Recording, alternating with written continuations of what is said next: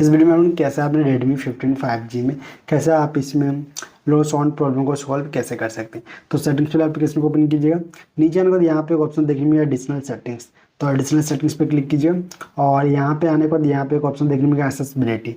तो एक्सेसिबिलिटी पे क्लिक कीजिए और सिंपली हेयरिंग पे क्लिक कीजिए। अब हेयरिंग पे क्या होगा कि जब से आपके पास एक ब्लूटूथ है, ब्लूटूथ को जैसे कनेक्टेड है, एक में ज़्यादा एक में कम साउंड आ रहा है, तो क्या कर सकते हैं, आपका मोनो ऑडियो चाहे तो इनेबल होगा या फिर आपको यहाँ पे क्या होगा कि लो पे रहेगा या फिर आपको फुल रहेगा तो प्रॉब्लम आ रही है। ये तो बीच में आपको रहना चाहिए या तो आप इसे डिसेबल रख सकते हैं तो प्रॉब्लम नहीं होगा, वरना अगर आप ये ऑन रखिएगा या फिर पूरा फुल रखिएगा तो आपको एक में ज़्यादा एक में कम साउंड आने वाली है। तो इस प्रॉब्लम को सोल्व कर सकते हैं या तो आप मोनो ऑडियो को डिसेबल रखिए या फिर ऑडियो वॉल्यूम्स को क्या करना है, आपको हाफ रखना होगा, तब जाके प्रॉब्लम सॉल्व होगा।